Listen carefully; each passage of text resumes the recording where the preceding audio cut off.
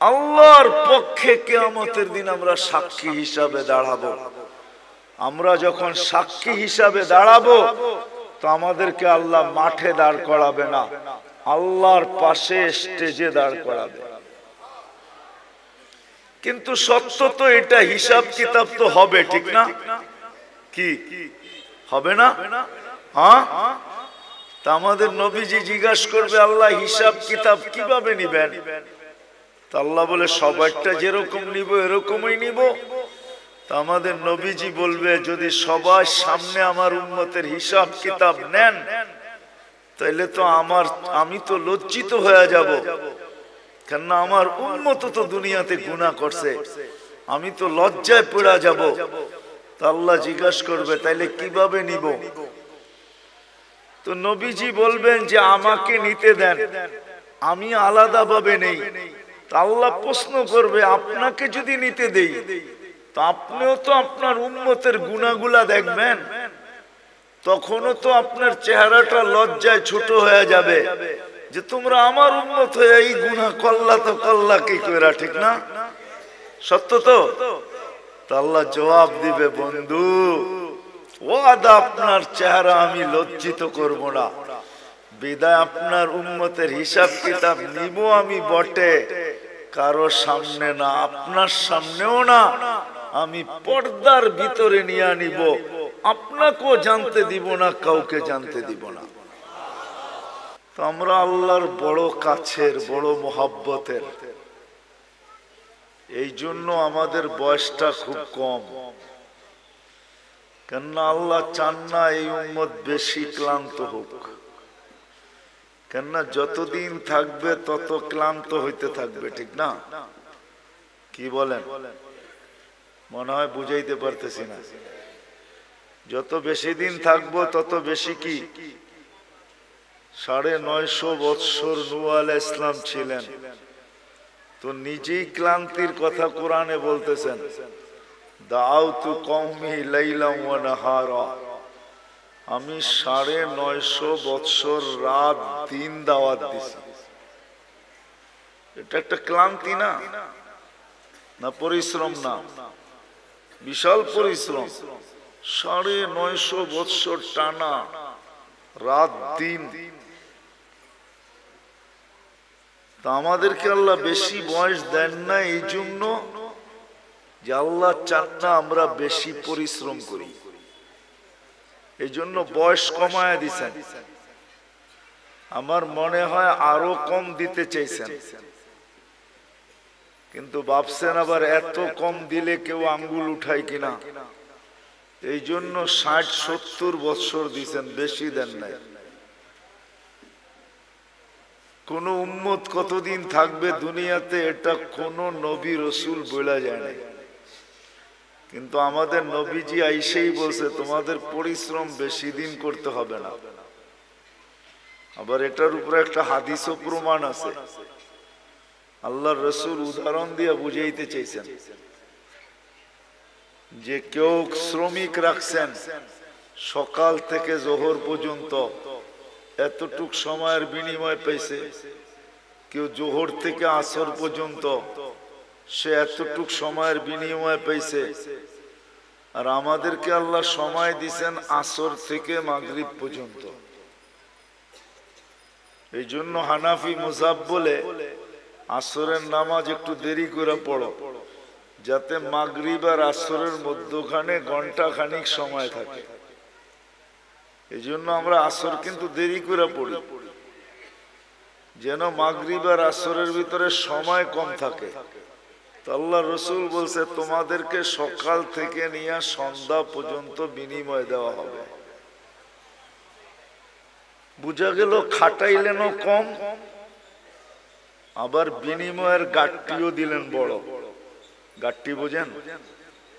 সওয়াবও দিলেন অনেক বেশি, সওয়াবও দিলেন বেশি। আল্লাহর আমাদের সাথে একটা মহব্বত আছে, মহব্বত, ভালোবাসা। অনেকগুলো প্রমাণ দেওয়া যায়, বড় বড় প্রমাণ দেওয়া যায়। চলেন দুই একটা প্রমাণ দেই, যদি বুঝে আসে। বুঝে যদি আসে তাহলে দুই একটা প্রমাণ দেই। আল্লাহ নামাজ আমাদের উপরে ফরজ করছেন, ঠিক না? হ্যাঁ, কিন্তু পড়ে কয়জন? শতকরা কয়জন পড়ে? আরে বলেন না, কয়জন? কয়জন? 5 ওয়াক্ত নামাজ শতকরা কয়জন পড়ে? হ্যাঁ, কয় পার্সেন্ট পড়ে? হ্যাঁ, 2%। কত? আমি মাইনা নিলাম 10% পড়ে। শতকরা 10 জন 5 ওয়াক্ত নামাজ পড়ে, ঠিক না? 90 জন কি করে না? কি করে না? পড়ে না। তাহলে এদের ফরজের ঘাটতি হইল না হইল না? হইল। মনে হয় বোঝেন না আপনারা আমার কথা। ঘাটতি হইল না হইল না? হ্যাঁ, কিন্তু আল্লাহ কতটুকু ভালোবাসে, আল্লাহ আমাদের ফরজের ঘাটতি থাকতে দিতে চান না। এই জন্য আল্লাহ সিস্টেম করছে, রমজানে 70 গুণ ফরজরে বাড়ায় দিছে। এটা কিন্তু ভালোবাসার বিনিময়। আল্লাহ চান না ফরজের ঘাটতি থাকুক, অথচ শতকরা 90 জন পড়ে না। আল্লাহ বলে তোমাদের ফরজের ঘাটতি আমি থাকতে দিতে চাই না, কেননা তোমাদেরকে ভালোবাসি। তোমাদের ফরজের ঘাটতি থাকলে, ভালোবাসার ঘাটতি থাকা দুইটা একসাথে কখনো একসাথে মিলিত হইতে পারে না। এটা শোভা পায় না যে তোমাদের ফরজের ঘাটতি থাকুক। তো আল্লাহ বলে সারা বৎসর ঘাটতি হোক, তাতে কিছু আসে যায় না। রমজানে 70 গুণ বাড়ায়া দিলাম ফরজ। এক রমজান পড়লে সারা বৎসরের ঘাটতি পুরা হওয়ার পরেও বিরাট বড় একটা ঘাটতি তোমাদের কাছে থেকে যাবে। মনে হয় বুঝাইতে পারি না। আল্লাহ ভালোবাসেন, এই জন্য আল্লাহ আমাদেরকে ভালোবাসেন। কয়জন শতকরা কোরআন শরীফ পড়তে পারে? শতকরা কয়জন পারে জানেন? এই মজমায় যত লোক আছে মাদ্রাসার ছাত্র ছাড়া, কয়জন আমরা কোরআন পড়তে পারি? বেশিরভাগই পারি না, ঠিক না? হ্যাঁ, বুঝা গেল শতকরা 90 জনই কোরআন পড়তে পারে না। চলেন 90 জন না হোক, শতকরা 60 জন তো কোরআন পড়তে পারে না, এটা সত্য, ঠিক না? হ্যাঁ, যে কোরআন পড়তে পারে না সে কি কোরআন খতমের সওয়াব পাইতে পারে? যে কোরআন পড়তে পারে না সে তো কোরআন খতমের সওয়াব পাওয়াটা সম্ভব না, কেন কোরআনই তো পড়তে পারে না, খতমের সওয়াব কোত্থেকে পাবে? কিন্তু আল্লাহ আমাদেরকে ভালোবাসেন, এই জন্য আল্লাহ বলে কোরআন তোমাদেরকে দিলাম, পড়তে পারো আর না পারো, খতমের সওয়াবের থেকে তুমি বঞ্চিত হও, এটা আমি আল্লাহ চাই না। আর এটা ভালোবাসা, এটা বুঝায়ও না যে তুমি খতমের সওয়াবের থেকে বঞ্চিত হবে। বিদায় আল্লাহ সূরা ইখলাস দিছেন যে একবার পড়বা 10 পারা, দুইবার পড়বা 20 পারা, তিনবার পড়বা, খতমের সওয়াব মিললো না? মিললো না? হ্যাঁ, মিলছে? সত্য তো? হ্যাঁ, পাক্কা? হ্যাঁ, এটা আল্লাহ ভালোবাসেন, এই জন্য আল্লাহ সূরা ইখলাস দিছেন। ইখলাস দিছেন, সূরা ইখলাস দিছেন। নামাজ আল্লাহ আমাদেরকে দিছেন, কিন্তু যতজনই শুনছেন নামাজ আমাদেরকে দিছেন, সবাই বলছে পড়বে কি কইরা, তাও 50 ওয়াক্ত কি করে পড়বে এরা? তো মুসা আলাইহিস সালাম আমাদের নবীজিকে বইলা কয়া কমাইতে বলছেন, কমায়া নিয়ে আসেন। তা আমাদের নবীজির কথা বুঝে আসছে, তুমি যা কমাইতে কমাইতে 5-এ নিয়ে আসছেন। যখন 5-এ আনছেন তখনও উনি বলতেছিল 5 ওয়াক্ত পড়বে না আপনার উম্মত, পড়তে পারবে না, 5 ওয়াক্ত পড়বে না। আপনি আবার কমায় নিয়ে আসেন। কিন্তু আমাদের নবীজি বলছে আমার লজ্জা লাগে। কিন্তু মুসা আলাইহিস সালাম বারবার বলতেছে পড়বে না, লজ্জার দিকে তাকায় লাভ নাই, জান কমায় নিয়ে আসেন। আপনার উম্মত 5 ওয়াক্ত পড়তে পারবে না, আমি তো 2 ওয়াক্ত পড়াইতে পারি নাই, আপনার উম্মত 5 ওয়াক্ত পড়বে কি করে, কমায় নিয়ে আসেন। আল্লাহ ভালোবাসে, এই জন্য কানে কানে বইলা দিছে 5 ওয়াক্ত নিয়ে যান, আমি নিজে সবাইকে ডাইকা ডাইকা পড়ায় নিব। এই জন্যই কিন্তু আল্লাহ ডাইকা ডাইকা পড়ায় আমাদেরকে, যদিও আমরা পড়ি না। যা হোক, যেটা বুঝাইতেছিলাম, কথা কিন্তু লম্বা হবে না, শর্টই হবে, অল্প কথা হবে, অল্প। আমাদের জীবনটা অতি ছোট, অতি। তুলনা দেখাইলাম আমি 950 বৎসরের সামনে 60-70 বৎসর, এটা অতি ছোট, অতি। কিন্তু একটা জবাব দিলাম যে আমাদেরকে এত ছোট বয়স কেন দিলেন, এটাই প্রমাণ দিলাম যে ছোট বয়স এই জন্য দিলেন, অল্প বয়স এই জন্য দিলেন যে আল্লাহ আমাদেরকে অনেক ভালোবাসে। মানুষ কোনোদিন ভালোবাসার পাত্রকে ক্লান্ত করতে চায় না, যে ভালোবাসার পাত্র ক্লান্ত হোক, ভালোবাসার পাত্র ক্লান্ত হোক, এটা মানুষ কখনো চায় না। যখন মানুষ চায় না তো আল্লাহ কি করে চাবে? এই জন্য আল্লাহ আমাদের বয়স কমায়া দিছেন। আমাদের বয়স, ভালোবাসার লিস্টিটা যদি দেখি না যে আল্লাহ আমাদেরকে কতটুকু ভালোবাসে, কিতাবে পাই নাই, কিন্তু আমার মন বলে, মানুষের একটা মনও তো আছে না, আমার মন বলে আল্লাহ আমাদেরকে আরো কম দিতে চেয়েছিলেন মনে হয়, যে আমরা খালি দুনিয়াতে পা রাখবো আর উঠা চলে যায় সিধা জান্নাতে ঢুকবো। 60-70 বৎসরও আমাদেরকে বেশি দিয়ে দিয়েছেন। এই জন্যই কিন্তু আমাদের নবীজি আমাদেরকে বুঝাইতে চেষ্টা করছেন, বারবার বলছেন তোমাদের বয়স কম কম কম কম কম।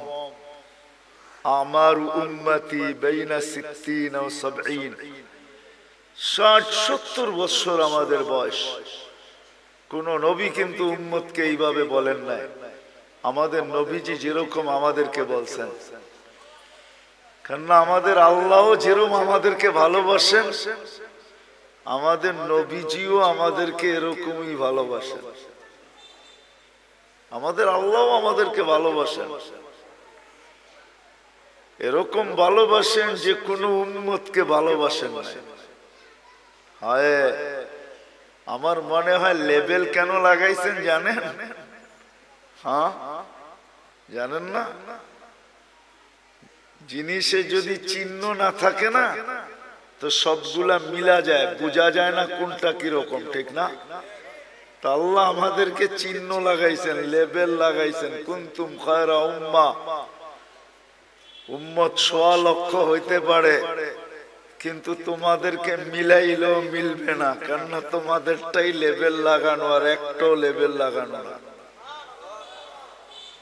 তোমরা কারোর সাথে মিলবে না। এই জন্যই তো সাহাবায়ে কেরাম জিজ্ঞাসা করছে, ইয়া রাসূলুল্লাহ, কিয়ামতের দিন আমাদেরকে কেমনে চিনবেন এত মানুষের ভিতর থেকে? আল্লাহর রাসূল বলছে, চিনবো না কেন, তোমাদের গায়ে তো লেবেল লাগানো থাকবে। ওইখানে আবার লেবেল আরেকটা হবে, ওইখানে লেবেল আরেকটা হবে, ওইখানে আবার লেবেল আরেকটা লাগায় উঠাবে। গোর মুআজ্জাল মিন আসারি সুজুদ। তো আল্লাহ রাসূল উপমা দিয়া বুঝাইছে যে এক ধরনের ঘোড়ার ভিতর থেকে যদি একটা ঘোড়া সাদা হয় বা এতটুক জায়গা যদি তার সাদা হয় তো তোমরা চিনবে? তো বলছি ইয়া রাসূলুল্লাহ, এটা তো সহজ, সবটি একরকম আর এটাই শুধু আলাদা, তো এটা চিনবো না কেন? তো বলছে তোমরাও কিয়ামতের দিন লেবেল লাগায়া উঠানো হবে। তো আমাদের নবীজিও আমাদেরকে খুব ভালোবাসেন,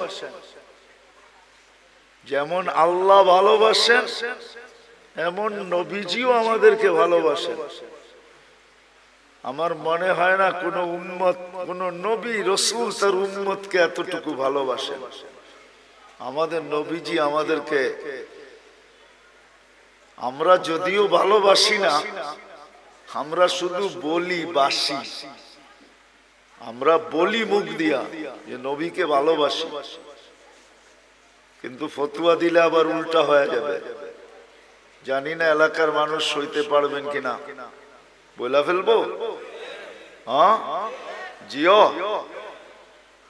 বুঝেন? কিন্তু আব্দুল কাদের জিলানী রহমতুল্লাহ আলাইহি লেখছেন ফাতহুর রব্বানির ভিতরে, ওনার একটা কিতাব আছে ফাতহুর রব্বানি, ওটার ভিতরে উনি লেখছেন লিসানুকা মুমিন কলবুকা মুনাফিকুন। তোর জবানটা তো মুসলমান, তোর দিলটা তো মুনাফিক। আমরা মুখে তো বলি মোহাব্বত করি নবীকে, কিন্তু আসলে দিলে মোহাব্বত করি না। এই জন্য আমাদের মুখটা মুসলমান হইতে পারে কিন্তু দিলটা আমাদের মুনাফিক। আমরা মুখ দিয়ে বলি মোহাব্বত করি কিন্তু দিল দিয়া না। কি দিয়া না? দিল দিয়া। প্রমাণ দিমু?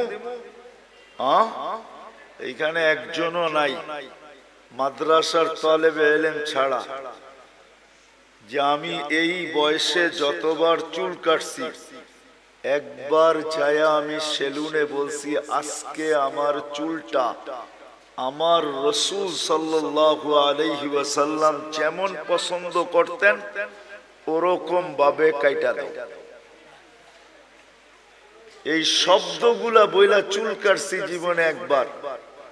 যার বয়স যতটুকু, কি কাটছেন?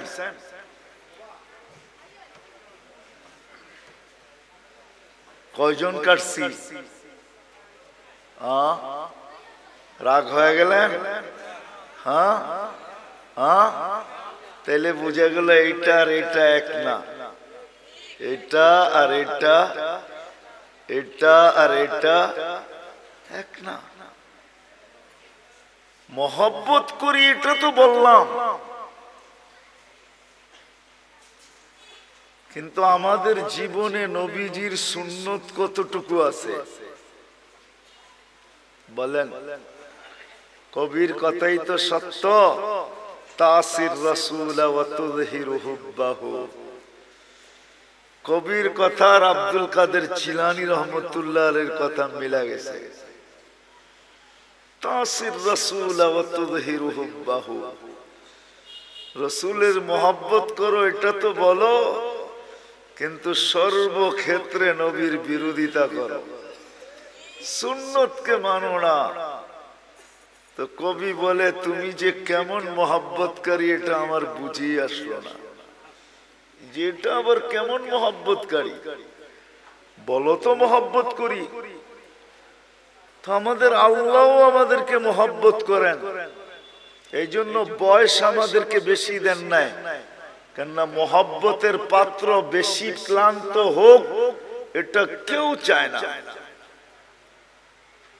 যার ঘরে মেয়ে নাই, শুধু ছেলে আর ছেলে, তো এক সময় স্বামী স্ত্রী দুইজন মিলা বলে মেয়ে নাই, কি হয়েছে? ছেলে তো আছে, ছেলে দিয়া মেয়ে নিয়ে আসমু আর মেয়ের মতো পালমু। জিও, হ্যাঁ বুঝে আসতেছে? হ্যাঁ, তখন শাশুড়ি আর বউদেরকে কাজ করতে দেয় না, কেন? মহব্বত করে। আল্লাহ আমাদেরকে মহব্বত করেন, এই জন্য বয়স দিছেন কম। আমরা বেশি খাটি, এটা আল্লাহ চায় না। আমি প্রমাণ দিছি, আরো কয়েক ডজন না কয়েক শত ডজন দেওয়া যাবে। আমাদের নবীজিও আমাদেরকে মহব্বত করেন। যদি মহব্বত না করতেন তাহলে আল্লাহ বলতেন না হারিসুম বিল মুমিনিন রাউফুর রহিম। এই শব্দগুলো আল্লাহ কোনোদিন বলতেন না। আমাদের নবীজিও আমাদেরকে মহব্বত করেন, যদিও আমরা নবীকে মহব্বত করি না। আমি তো একটা প্রমাণ দেখাইলাম, একজন ছাড়া আর কেউ হা বলতে পারলো না। আমরা নবীকে মহব্বত করি না, নবীজি আমাদেরকে মহব্বত করেন। নবীজি আমাদেরকে মহব্বত করেন। মনে হয় নিজের আপন জনকেও এতটুক মহব্বত করেন নাই যতটুক উম্মতকে মহব্বত করতেন, করতেছেন, করবেন। নবীজি আমাদেরকে মহব্বত করতেন, এখনো করতেছে আর করবে। মহব্বত উম্মতকে। চলেন একটা মোটা উদাহরণ দিই, যদি বুঝে আসে। তাও হাদিস থেকে বানায় না। আমাদের দেশে কয়েকদিন আগে ইউনিয়ন পরিষদের ইলেকশন গেছে, ঠিক না? আপনাদের এখানে গেছে? ইলেকশন তো হয়, ঠিক না? না হয় নাই? সারা বাংলাদেশে গেছে, আপনাদের এখানে হয় নাই? মানে মেয়র ইলেকশন হয়েছে, ঠিক না? ইউনিয়ন পরিষদ হয় নাই। বাংলাদেশে ইউনিয়ন পরিষদের চেয়ার পাওয়ার জন্য মানুষ মরতে রাজি, মারতে রাজি। সারা বাংলাদেশে ইউনিয়ন পরিষদের ইলেকশনে বহুত লোক এবার মারা গেছে, এমনকি প্রার্থী পর্যন্ত মারা গেছে, শুধু ইউনিয়ন পরিষদের একটা চেয়ার পাওয়ার জন্য। আর আমাদের নবীজিকে যতদিন থেকে আল্লাহ নবুয়তের ঘোষণা দিয়েছেন, অতদিন থেকেই বলতে বলতে আসতেছেন, বন্ধু আপনার জন্য একটা চেয়ারও রাখছি। ওই চেয়ারটার নাম হইল মাকামে মাহমুদ। কি? ওই চেয়ারটার উপরে আর একটা চেয়ার আছে, আর কোনো চেয়ার নাই। ওটা হলো আল্লাহর কুরসি। আর কুরসির নিচে শুধু একটাই চেয়ার আছে, ওটার নাম মাকামে মাহমুদ। আল্লাহর রাসূল সাল্লাল্লাহু আলাইহি ইসলামের চেয়ারের নিচে আর কোনো চেয়ার নাই। আল্লাহ দুইটা চেয়ারই বানাইছেন, একটার নাম কুরসি, একটার নাম মাকামে মাহমুদ। কিয়ামতের দিন নিয়ে যাওয়া হবে, চেয়ারও লাগানো হবে। আল্লাহর রাসূলও চেয়ারের কাছে যাবেন, আল্লাহও বলবেন ডাইন পাশে রাখা হবে আল্লাহ, আর বলবে বন্ধু বসেন, কিন্তু আল্লাহর রাসূল চেয়ারে বসবেন না। প্রতি উত্তরে বলবেন আমি যদি বসি তাহলে আমি যে ভালোবাসি আমার পিপাসিত উম্মতকে যে আমি ভালোবাসি, আমার এই পিপাসিত ভালোবাসার পিপাসিত উম্মতকে কে পানি পান করাবে? বিদায় আমি বসবো না। আমি তো হাউজে কাউসারে যাব, নিজের হাতে উম্মতকে পানি পান করাবো, আর উম্মতকে বলে দিব লা তাজমান বাদাহা আবাদা, আর কোনদিন তুমি পিপাসিত হবে না। শুধু পানি পান করাবে, এখানেই শেষ না। আরেকটা দেখাইতেছি ভালোবাসা। নাইলে চেয়ারে না বইসা মানুষ চেয়ার পাওয়ার জন্য মরতে রাজি, মারতে রাজি। আর নবীজির জন্য চেয়ার রাখা আছে আল্লাহর পাশে। হায় হায় হায়, বলবে আমি মিজানের কাছে যাব, আর যা নিজের চোখে দেখবো উম্মতের পাল্লা সামনে ঝুঁকে না পিছে ঝুঁকে। শুধু দেখবো না, আপনি যে আমাকে প্রতিশ্রুতি দিছেন ওইগুলা ওই পাল্লার কাছে দাঁড়াইয়া আমি প্রতিশ্রুতিগুলা বাস্তবায়ন করব। আপনি আমাকে প্রতিশ্রুতি দিছেন, আমি চাইলেই নাকি দিবেন। তো পাল্লা যখন সামনে ঝুঁকবে না, তো আমি চাবো, উম্মতের জন্য চাওয়ার হাত আপনার সামনে উঠায়া দিব। আপনি প্রতিশ্রুতি দিছেন সুপারিশ করলে কবুল করবেন। আপনি প্রতিশ্রুতি দিছেন সাউফা ইউতিকা রাব্বুকা ফাতারদা, আমাকে রাজি করে ছাড়বেন। উম্মতের পাল্লা সামনে না ঝুঁকলে আমি রাজি হব না, না, না, না, না। আপনি প্রতিশ্রুতি দিছেন লা ইউখজিকা ফি উম্মতি, উম্মতের ব্যাপারে আমাকে লজ্জিত করবেন না। কিন্তু যদি পাল্লা সামনে না ঝোঁকে, তো ফেরেশতা তো ঘোষণা দিয়ে দিবে, অমুকের উম্মত নাম এটা, বাবার নাম এটা, চিরদিনের জন্য অসফলতার চেহারা দেখা ফেলছে। তো আমার মুখটা থাকবে তো থাকবে কোথায়? ওই সময় আপনার কাছে আমি বলবো, পাল্লা যদি না ঢোকে তাইলে তো আমার চেহারা মলিন হয়ে যাবে। আপনি তো ওয়াদা করছেন আমার চেহারাকে মলিন হইতে দিবেন না।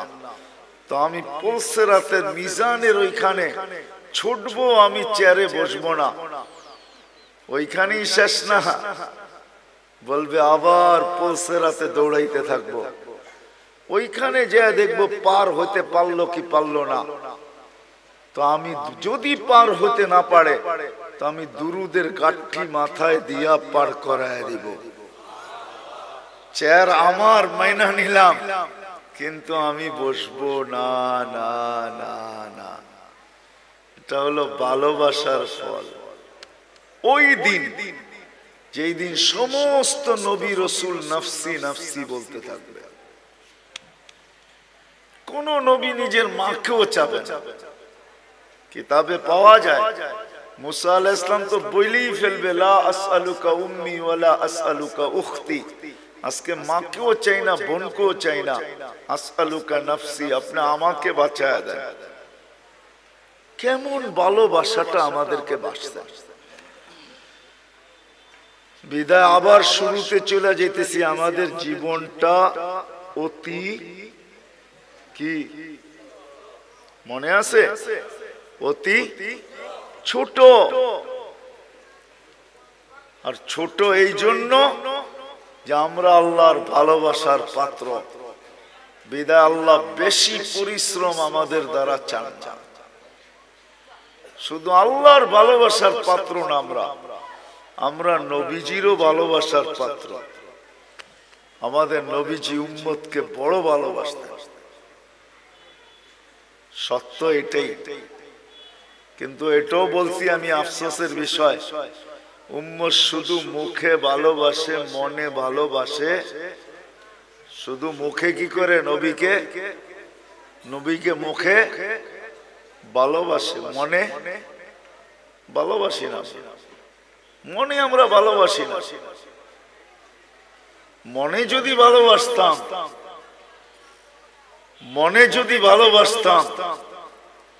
তাহলে আমি প্রমাণ দিলাম, তাহলে সবাই হাত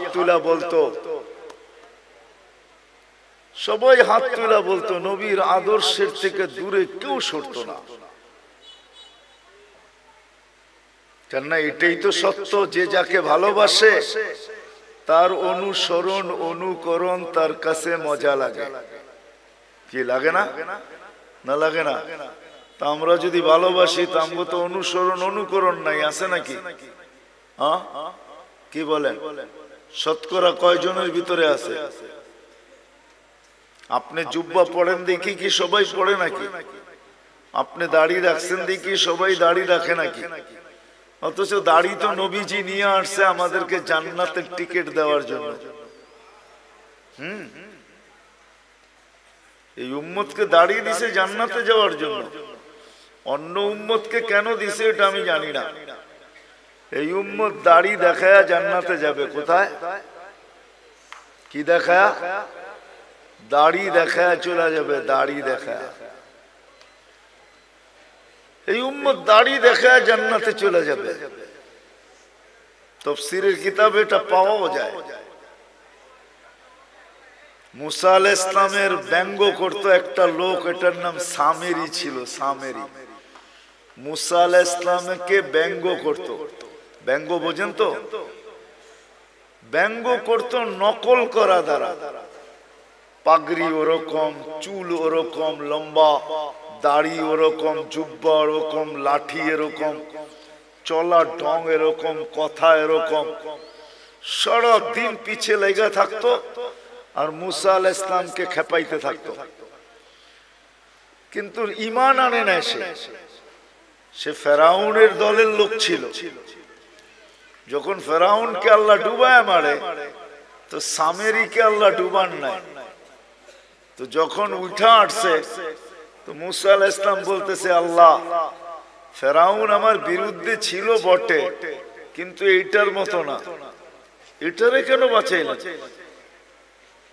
এটারে কেন এটারে বাঁচাই দিলেন? ও তো সারাদিন পিছে লেগে থাকে আর আমাকে ব্যঙ্গ করতে থাকে আর আমাকে খেপাইতে থাকে, ওরে ডুবাইলেন না কেন? তো আল্লাহ বলে, ডুবাইতে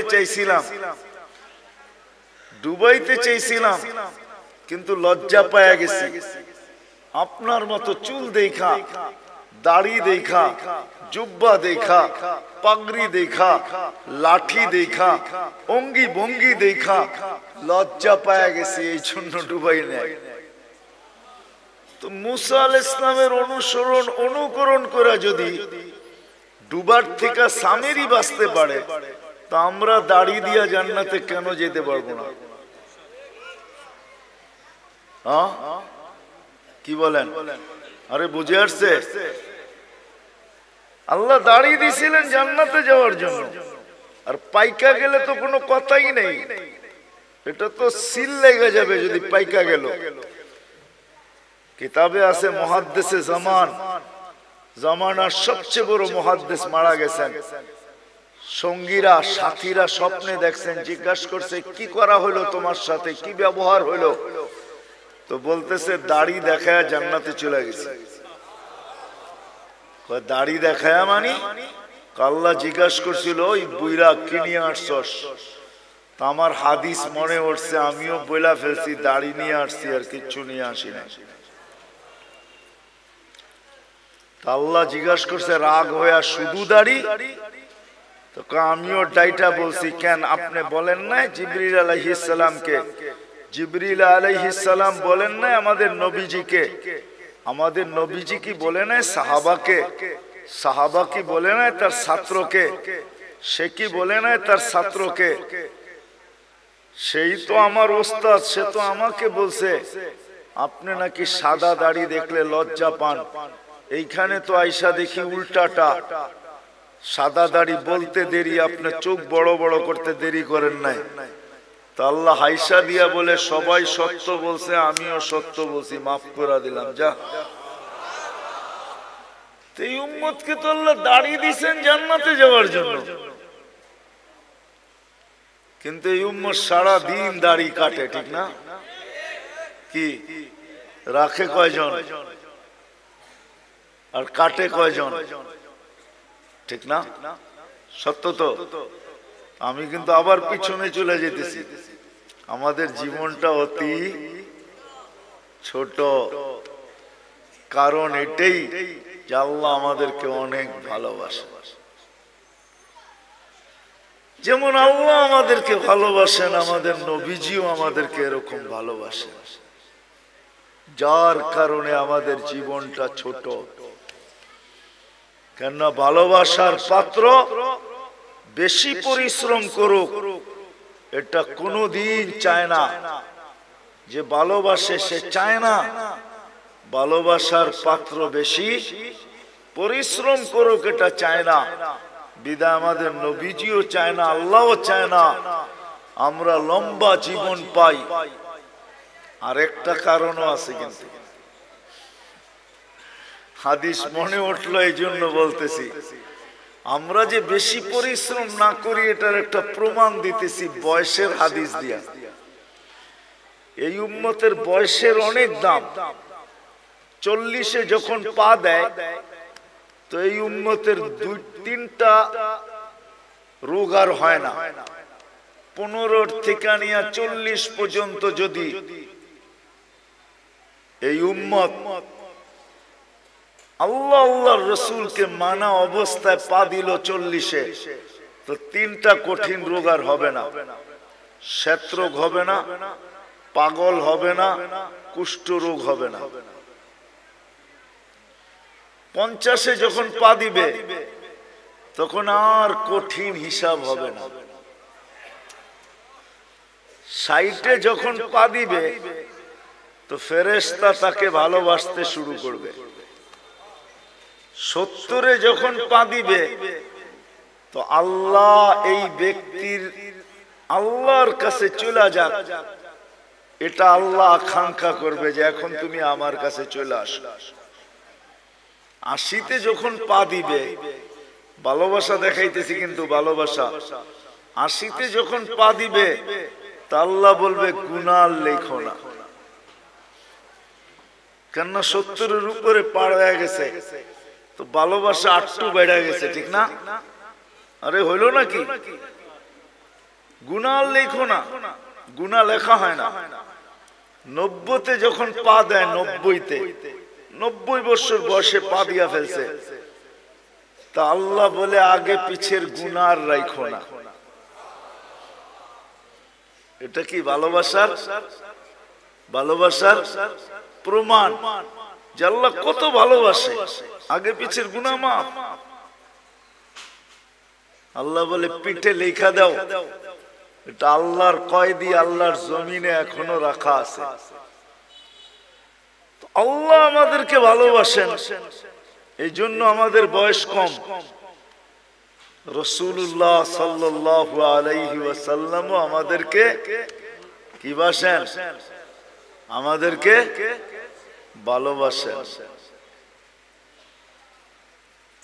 কিন্তু আফসোস এই জায়গায় যে আপনি আর আমি কতটুকু ভালোবাসি। এই জন্যই আবারও বলতেছি, আমাদের জীবনটা অতি আমরা দোনো দিক থেকে ভালোবাসার পাত্র। দোনো দিক থেকে, দোনো দিক বুঝেন? আল্লাহর পক্ষ থেকেও আমরা ভালোবাসার পাত্র, আমাদের নবীজির পক্ষ থেকেও আমরা ভালোবাসার পাত্র। চলেন একটা হাদিস মনে উঠলো, শুনাই। যদিও কিয়ামতের দিন আমাদেরকে আল্লাহ দাঁড় করাবে না, কোথায়? কিয়ামতের মাঠে আল্লাহ আমাদেরকে দাঁড় করাবে না। আমরা কিয়ামতের মাঠে ইনশাআল্লাহ দাঁড়াবো না। হ্যাঁ বলেন ইনশাআল্লাহ। আমরা কিয়ামতের মাঠে দাঁড়াবো না। আমাদেরকে এর জন্য আল্লাহ স্টেজ বানাবে আল্লাহর পাশে। ওই স্টেজে আমরা দাঁড়াবো, ওই স্টেজে দাঁড়াবো আমরা। আমি তো 1 ডজন অনেক দেখাইতে পারি, কিন্তু আমি জানি না ওলামারা আমার সাথ দিবে কি দিবে না। জালালউদ্দিন সুয়ুতী রহমতুল্লাহ আলাইহি লেখছেন, আমাদেরকে আল্লাহ স্টেজে দাঁড় করাবে। কেননা কোরআন বলে শুহাদা আলান নাস, আমরা কিয়ামতের দিন আল্লাহর পক্ষে সাক্ষী হিসাবে দাঁড়াবো। কার পক্ষে? আল্লাহর পক্ষে কিয়ামতের দিন আমরা সাক্ষী হিসাবে দাঁড়াবো। আমরা যখন সাক্ষী হিসাবে দাঁড়াবো তো আমাদেরকে আল্লাহ মাঠে দাঁড় করাবে না, আল্লাহর পাশে স্টেজে দাঁড় করাবে। কিন্তু সত্য তো এটা, হিসাব কিতাব তো হবে, ঠিক না? কি হবে না? হ্যাঁ, তা আমাদের নবীজি জিজ্ঞাসা করবে, আল্লাহ হিসাব কিতাব কিভাবে নিবেন? তা আল্লাহ বলে সবাইটা যেরকম নিব এরকমই নিব। তা আমাদের নবীজি বলবে, যদি সবার সামনে আমার উম্মতের হিসাব কিতাব নেন তাহলে তো আমি তো লজ্জিত হয়ে যাব, কেননা আমার উম্মত তো দুনিয়াতে গুনাহ করছে, আমি তো লজ্জায় পড়ে যাব। তা আল্লাহ জিজ্ঞাসা করবে, তাইলে কিভাবে নিব? তো নবীজি বলবেন যে আমাকে নিতে দেন, আমি আলাদা ভাবে নেই, তা আল্লাহ প্রশ্ন করবে আপনাকে যদি নিতে দেই তো আপনিও তো আপনার উম্মতের গুনাহগুলা দেখবেন, তখনও তো আপনার চেহারাটা লজ্জায় ছোট হয়ে যাবে যে তোমরা আমার উম্মত হয়ে এই গুনাহ করলা, তো করলা কি করে, ঠিক না? সত্য তো? আল্লাহ জবাব দিবে, বন্ধু ওয়াদা আপনার চেহারা আমি লজ্জিত করব না, বিদায় আপনার উম্মতের হিসাব কিতাব নিব আমি বটে, কারো সামনে না, আপনার সামনেও না, আমি পর্দার ভিতরে নিয়ে নিব, আপনাকেও জানতে দিব না, কাউকে জানতে দিব না। বিদায় আমি শেষ জায়গায় চলে আসছি। জীবনটা আমাদের অতি আমরা দুনো দিক দিয়ে ভালোবাসার পাত্র। আমি কি বুঝাইতে পারলাম? দুনো দিক দিয়ে আমরা ভালোবাসার পাত্র। বিদায় আমাদের এই ছোট জীবনটাকে সুরক্ষিত করতে হবে, এটাই আল্লাহর দাবি। তুমি তোমার ছোট জীবনটাকে সুরক্ষিত করো, হেফাজত করো, সুরক্ষিত করো, তোমাদের কাছে এটা দাবি। সুরক্ষিত করো তোমরা তোমাদের জীবনটাকে, কেননা সুরক্ষিত করা, হেফাজত করা আমাদের প্রত্যেক নর নারী, যুবক বৃদ্ধ সবার কাছে আল্লাহর দাবি হলো। বাচ্চার কথা ভিন্ন, পাগলের কথা ভিন্ন, বাকি সবার কাছে আল্লাহর দাবি হলো এই ছোট জীবনটাকে সুরক্ষিত করো, যেটাকে হেফাজত বলে। যে জীবনটাকে সুরক্ষিত করবে, যে জীবনটাকে সুরক্ষিত করবে, যে জীবনটাকে সুরক্ষিত করবে, যে জীবনটাকে সুরক্ষিত করবে, হেফাজত করবে যে জীবনটাকে, কসম খোদার, আল্লাহ যে আমাদেরকে ভালোবাসেন, আল্লাহর রসুল যে আমাদেরকে ভালোবাসেন, যে সুরক্ষিত করবে, সে যেন এই ভালোবাসার মূল্য দিল। মূল্য শুধু নিজের মূল্য অর্জন করলো না, সে যেন এই দুজনের ভালোবাসার মূল্য দিল, যে আল্লাহ আপনি যে আমাকে ভালোবাসেন, এই জন্য আমি আমার জীবনটাকে সুরক্ষিত করলাম। রাসূলুল্লাহ সাল্লাল্লাহু আলাইহি ওয়াসাল্লাম যে আমাদেরকে ভালোবাসেন, দুজনেরই দাবি আমাদের কাছে যে এই জীবনটাকে সুরক্ষিত করো। সত্য এটাই যে সুরক্ষিত করা যাবে, আল্লাহ আল্লাহর রাসূলের ভালোবাসার যেরকম মূল্য হবে, এরকম যে সুরক্ষিত করা যাবে, সেও আল্লাহ আল্লাহর রাসূলের কাছে বড় মূল্যের পাত্র হবে, বড় মূল্যায়নের পাত্র হবে, বড় মূল্যায়নের পাত্র। নাইলে আল্লাহর রাসূল এই কথা কোনোদিন বলতেন না। কেমন মূল্যায়নের পাত্র, হায় কেমন মূল্যায়নের পাত্র। একটা হাদিসের দিকে তাকাইলে বোঝা যায় আল্লাহর রাসূল বলছেন তোমরা কেমন মূল্যায়নের পাত্র হবে একটু শোনো। ইয়াস্তাকবিলুনি উম্মতি রব্বি, জান্নাতের গেটে আল্লাহ সর্বপ্রথম তোমাদেরকে স্বাগত জানাবে। জান্নাতীরা আল্লাহকে দেখবে বটে, দেখবে, কিন্তু আমাদের মতো সর্বপ্রথম দেখবে না। আমরা তো জান্নাতে ঢুকার আগে আমরা আল্লাহকে দেখব, আল্লাহ আমাদের ইস্তেকবাল করবে। তাইলে একটু ভাবেন কেমন মূল্যায়ন, যে আল্লাহ গেটে আমাদেরকে স্বাগত জানাবে। নাহলে আল্লাহ রাসূল কেন বললেন ইয়াস্তাকবিলুনি উম্মতি রব্বি, আমার রব আমাকে আর আমার উম্মতকে জান্নাতের গেটে স্বাগত জানাবে। কেমন মূল্যায়ন, কেমন মূল্যায়ন। আল্লাহ নিজেই বলতেছে আল জান্নাতু মুহাররামাতুন, জান্নাত সমস্ত উম্মতের জন্য হারাম, সমস্ত উম্মতের জন্য, যতক্ষণ পর্যন্ত আমার প্রিয় পাত্র উম্মতে মুহাম্মাদি না ঢুকবে। আমরা যতক্ষণ পর্যন্ত না ঢুকবো কোন উম্মতের জান্নাতে ঢোকার কোনো অনুমতি নাই। চাই জান্নাতের ফয়সালা তার জন্য যতই হোক না কেন তাকে অপেক্ষা করতে হবে, এটাই আল্লাহর ঘোষণা। তাইলে ভাবেন আমরা কতটুক মূল্যবান। বিদায় আসেন এই সম্মেলন থেকে।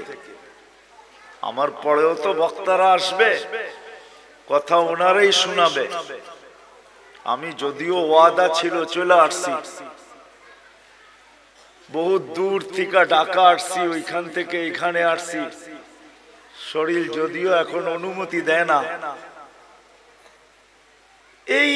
এই মজমার থেকে, সম্মেলন থেকে আমরা প্রতিজ্ঞা করি আমাদের জীবনটা কিন্তু ছোট, অতি ছোট। আর ছোট কেন এটা আমি দেখাইলাম যে আমরা আল্লাহর বড় প্রিয় পাত্র, আল্লাহর রসুলের বড় প্রিয় পাত্র। বিদায় আল্লাহ আল্লাহর রসুল চান যে আমরা আমাদের জীবনটাকে সুরক্ষিত করি। যুবক যৌবনকে সুরক্ষিত করুক, নারী নারীত্বকে সুরক্ষিত করুক, পুরুষ পুরুষত্বকে সুরক্ষিত করুক, গরিব দারিদ্রতাকে সুরক্ষিত করুক। যে যে অবস্থানে আছে সে নিজেকে সুরক্ষিত করুক। কেননা আমরা দুই দিক থেকে প্রিয় পাত্র। আল্লাহ চান না যে আমরা কিয়ামতের দিন প্রিয় পাত্রের উল্টাটা না হই। এই জন্য আল্লাহ চান আমরা আমাদের জীবনটাকে সুরক্ষিত করি। কিন্তু সুরক্ষিত সহজে কিভাবে করব? কিভাবে সহজে সুরক্ষিত করব? প্রত্যেক ব্যক্তি কিভাবে করবে? যুবক কিভাবে করবে? নারী কিভাবে করবে? পুরুষ কিভাবে করবে? প্রত্যেক ব্যক্তি, প্রত্যেক অবস্থানওয়ালা, পেশাওয়ালা, বাসাওয়ালা, রংওয়ালা, কালারওয়ালা, প্রত্যেক ব্যক্তি কিভাবে সুরক্ষিত করবে? আল্লাহ মুহাম্মদুর রাসূলুল্লাহ সাল্লাল্লাহু আলাইহি ওয়াসাল্লামের মাধ্যমে আমাদেরকে এটা শিখাইছেন যে আমরা কিভাবে সুরক্ষিত করব। এই জন্য আমি দুই চারটা দেখাইছি আপনাদেরকে। এটাও কিন্তু সুরক্ষিতর একটা। যদিও এই মজমায় কেউ নাই যে প্রতিদিন এক খতম কোরআনের নিয়তে 3 বার সূরা ইখলাস পড়ে। এরকম কয়জন আছি আমরা এখানে? প্রতিদিন এক খতম কোরআনের সওয়াব আমার আমলনামায় আসুক, এই নিয়তে ডেইলি সূরা ইখলাস 3 বার পড়ি, এরকম কয়জন আছে? আমার কথা বোঝেন, তারপরে হাত উঠায়েন। প্রতিদিন পড়ি, প্রতিদিন কন্টিনিউ আমি ডেইলি পড়ি, এই নিয়তে যে কোরআন পড়তে পারি না তাতে কি আসে যায়, আমি ডেইলি এক খতম কোরআনের সওয়াব আমার আমলনামায় নিতে চাই। এই নিয়তে আমরা কয়জন পড়ি?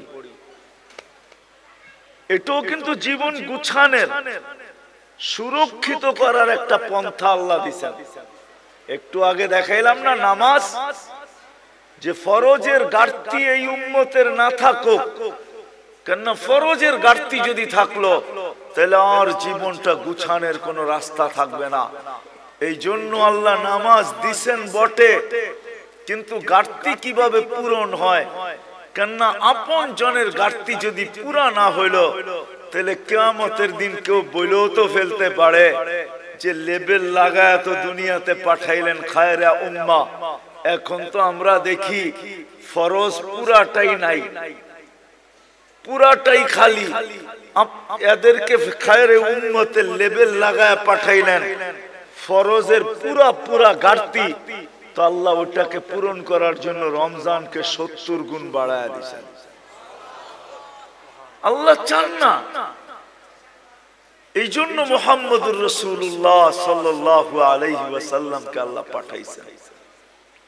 আর নবী আসছেন, চলেও গেছেন, আমাদেরকে শিখায় গেছেন,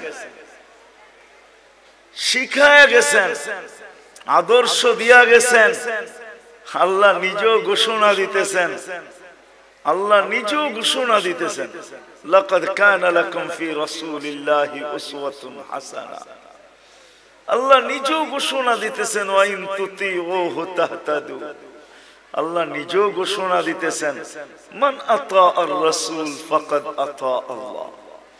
আল্লাহ নিজেও ঘোষণা দিয়ে বুঝাইতে চাইতেছেন, ইন কুনতুম তুহিব্বুনাল্লাহ, তুমি বলো আল্লাহকে ভালোবাসো, প্রমাণ কি? তো আল্লাহ প্রমাণও বুঝাইয়া দিতেছেন আমাদেরকে, ইন কুনতুম তুহিব্বুনাল্লাহ ফাত্তাবিউনি, আমার বন্ধুর অনুসরণ অনুকরণ করো। আসেন এই মজলিস থেকে আজকে আমরা সবাই ওয়াদা করি যে আমার এই ছোট জীবনটা, যেটা অতি ছোট, দুই দিক দিয়েই আমরা মোহাব্বতের ভালোবাসার পাত্র, আমি এটাকে সুরক্ষিত করতে চাই। আল্লাহ আল্লাহর রাসূলের, রাসূলুল্লাহ সাল্লাল্লাহু আলাইহি ওয়াসাল্লামের অনুগত্যের মাধ্যমে, আদর্শের মাধ্যমে, রাসূলুল্লাহ সাল্লাল্লাহু আলাইহি ওয়াসাল্লামের সুন্নতকে মানার মাধ্যমে, নাইলে বড় ব্যথা পাবেন, কিন্তু বড় ব্যথা। কোরআনের এক আয়াত আমাকে বুঝায় যে আল্লাহর রাসূল কত বড় ব্যথা পাবেন, যেই ব্যথার পরে আল্লাহর রাসূল চিৎকার দিয়া বলবেন, কওমি ইত্তাখাযু হাযাল কুরআনা মাহজুরা।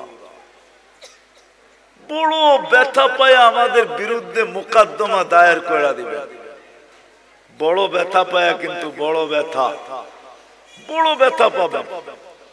হাদিসও আছে, হাউজের কাউসারের কাছে যাবেন, পানি পান করার জন্য যাবে, কিন্তু দিলে এতটুকু ব্যথা পাবে, দেখা চেহারা দেখে এতটুকু ব্যথা পাবে যে চিৎকার দিয়া বলবে, সুলকান সুলকান লিমান গাইয়ারা বাদি। অথচ যে রাসূল উম্মতকে এত ভালোবাসতেন, আরবির সাথে সম্পর্ক নাই তো, এই জন্য জানি না যে আল্লাহ রাসূল আমাদেরকে কতটুকু ভালোবাসতেন, কতটুকু ভালোবাসতেন। নাইলে আল্লাহ হারিসুম বিল মুমিনিনা রাউফুর রহিম বলতেন না। রাউফ এটা আল্লাহর সিফাত, রহিম এটা আল্লাহর সিফাত। আল্লাহ দুটোটা বন্ধুকে দিয়া দিয়েছেন, কতটুকু উম্মতকে ভালোবাসতেন। এই জন্য আসেন আজকে ওয়াদা করি যে আমরা আমাদের এই ছোট জীবনটাকে আল্লাহর রাসূলের মানার মাধ্যমে, এর আদর্শকে মানার মাধ্যমে সুরক্ষিত করব। কি রাজি? ওয়াদা পাক্কা? কিন্তু কিন্তু এটা শিখতে হবে, তাইলে আল্লাহর রাসূলের আদর্শ শিখতে হবে। কিন্তু আপনি যদি বলেন, এইখানেও একটা প্রশ্ন আছে, আপনি যদি বলেন যে আমি সবগুলা পুরা করতে পারবো, তো পারবো কি করে? এই জন্য ভালোবাসার বিকাশ কিন্তু এটা তো আল্লাহর রাসূল কমায়া দিয়েছেন, আল্লাহ কমায়া দিয়েছেন বন্ধুর মাধ্যমে। তো আল্লাহর রাসূল বলছে, লাউ উমিলা উশরা মা উনসিলা বিলানাজা, তোমরা যদি 100 ভাগের 10 ভাগও করে দেখাইতে পারো, তো আল্লাহ তোমাদেরকে 1-এ 10, 10-এ 100, 100 নাম্বার দিয়ে তোমাদেরকে পাস করায় দিবে। আরো নিচে নেমে আসছেন, বলছে শোনো শোনো শোনো শোনো, যদি ঈমান তোমাদের ভিতরে থাকলো, ঈমান যদি নিখুঁত হইল, 100 ভাগের 10 ভাগও যদি না পারলে, একটা সুন্নত ধরেও যদি ঝুলতে ঝুলতে কবরে চলে আসলে, মান তামাসসাকা সুন্নতি ইনদা ফাসাদি উম্মতি, যেই সময় চতুর্দিকে ফিতনার ফাসাদ চলতে থাকবে, যেই দিকে সর্বশ্রেষ্ঠ মানুষ, কেমন ফিতনা আপনি ভাবেন, কেমন ফিতনা। একটা উদাহরণ, কারো বিরোধিতার জন্য না, উদাহরণ। যেই মানুষটাকে আল্লাহ সৃষ্টির ভিতরে সবচেয়ে সেরা বলতেছে, কেমন গুটগুটে ফিতনা, ওই মানুষটা নিজেকে সৃষ্টির ভিতরে নিকৃষ্টতম। আমাদের প্রবাদ বাক্যে সবচেয়ে দুষ্ট মানুষরে কি বলে? বানর বলে, বানর, বান্দর, ঠিক না? সবচেয়ে দুষ্টটারে কি বলে? হ্যাঁ। তাহলে কেমন বড় ফিতনা, কেমন গুটগুটে ফিতনা, যে মানুষটাকে আল্লাহ সৃষ্টি সেরা বলেও ঘোষণা দিলেন, কেমন ফিতনার শিকার, যে ওই মানুষটা নিজেকে সৃষ্টির ভিতরে সবচেয়ে যেটা দুষ্ট বানর, নিজেকে বানর বলতে এখন রাজি হইতেছে, আমি বানর। মানে বুঝাইতে পারি না। হ্যাঁ, আল্লাহর রাসূল বলতেছে এরকম ফিতনার সময় যে একটা সুন্নতকে ধরা ঈমানের সাথে কবরে আসবে, আল্লাহ তাকে 100 শহীদের মালা পরায়া স্বাগত জানাবে। তাহলে আসেন আজকে ওয়াদা করি, শুধু মুখে মুখে ভালোবাসা বললে হবে না, ঠিক না? তাইলে ওই প্রবাদ বাক্যই সত্য হবে, মোহ মে শেখ ফরিদ বগল মে, মানে আপনাদের সিলেটে এই প্রবাদ বাক্য নাই, ঠিক না? মোহ মে শেখ ফরিদ বগল মে কি, মুখে তো শেখ ফরিদ বলে বগলের মধ্যে ইট রাখা। একটা প্রবাদ বাক্য আছে, মোহ মে শেখ ফরিদ বগল মে ইট। এরকম যেন না হয় যে মুখে তো বলি নবীকে মহব্বত করি কিন্তু বাস্তবে প্রদর্শন করি না। তাইলে আমারও এরকমই হবে যে আমি মুখে তো শেখ ফরিদ বলি কিন্তু বগলে ইট নিয়ে দাঁড়ায় আছি, পাইতে দেরি মাথায় মারতে দেরি করব না। আমাদের দোষও এরকমই হবে। বিদায় আসেন, জীবনটা অতি ছোট, দুই দিক থেকেই আমরা প্রিয় পাত্র, এটাকে সুরক্ষিত করা দোনোজনের পক্ষ থেকে দাবি। আর সুরক্ষিত কিভাবে করব, এটার জন্যই মুহাম্মাদুর আল্লাহর রাসূলের আদর্শ। আসেন শিখি, শিখবো তো পাক্কা। কার কাছ থেকে শিখবেন? নেটের থেকে? কার থেকে? হক্কানি আলেম আর আল্লাহ ওয়ালাদের থেকে, হক্কানি আলেমদের থেকে। এখন তো হক্কানি আলেম দেখানোর সময় আমার নাই, নাইলে আপনাদেরকে বুঝায়া বলতাম যে হক্কানি আলেম কারা। এদের কাছ থেকে শিখেন। হ্যাঁ, এদের কাছ থেকে শিখেন। কিতাবে আছে হক্কানি আলেম কারা, এই জন্য কিতাবে নিষেধ করছে লা তাজলিসু ইনদা কুল্লি আলেম ইল্লা আলিমুন ইয়াদউকুম মিন খামসিন ইলা খামসিন। 5 জিনিসের থেকে 5 জিনিসের দিকে যারা ডাকে তোমাদেরকে, এরা হলো হক্কানি আলেম। এদের কাছ থেকে শিখো, নবীর আদর্শ শিখো। কেননা দুনিয়াটা ছোট হয়ে আসতেছে, কার মৌত কখন হবে। কেননা কিয়ামতের আগে আল্লাহর রাসূল বলছেন, কিয়ামতের আগে আল্লাহর রাসূল বলছেন মানুষের অপমৃত্যুর হার বেড়ে যাবে। হার, অপমৃত্যু বুঝেন? হঠাৎ মৃত্যুর হার বেড়ে যাবে। এখন সারা দুনিয়া দেখলে দেখা যায় প্রতিদিন 75% মানুষ, 3 থেকে 4 লক্ষ মানুষের ভিতর থেকে 75% মানুষ হঠাৎ মৃত্যু হয়। হঠাৎ, এটা কিয়ামতের নিদর্শন। কখন আমরা মারা যাব জানি না। এই জন্য হক্কানি আলেমদের কাছ থেকে শিখেন, এটাও একটা বাগান। হক্কানিয়াতের একটা বাগান হলো এটা জামিয়া ইসলামিয়া লুৎফাবাদ, এটাও একটা বাগান। এরকম সিলেটে হাজারো বাগান আছে, হাজারো, একটা দুইটা না। সিলেট বোর্ডালারা বলতে পারবে কত বাগান আছে সিলেটে। সিলেট বোর্ড যেটা, এরা বলতে পারবে ছোট বড় কত বাগান আছে সিলেটের ভিতরে। এদের কাছ থেকে শিখি। একটা সুন্নত হইল নিজের সম্বল বানাই। আমি তো যুবকদেরকে বলি যে তুমি জীবনে একবার হলো চুল কাইটা নিজের কাছে রাখো, কিয়ামতের দিন যখন দেখা হবে তো বলার সুযোগ হবে যে আমি একদিন আপনার স্টাইলে চুল কাটছি, আমাকে কি দিবেন দেন। হাত পাতার সুযোগ হবে। আর যদি একদিনও না কাটলো তো হাত পাতবে তো পাতবে কি কইরা, ঠিক না? কি হ্যাঁ, কি বলেন? কি করে হাত পাতবে? এই জন্য তো আমি বলি আসেন হক্কানি আলেমদের থেকে শিখি। আর সবচেয়ে বড় কথা যেটা একের ভিতরে 100, আজকের থেকে নামাজ কেউ ছাড়বো না, ওয়াদা পাক্কা। আল্লাহ আমাদেরকে আমল করার তৌফিক দান করেন। কেউ উঠাউঠি করবো না। ওমা আলাইনা ইল্লাল বালাগ।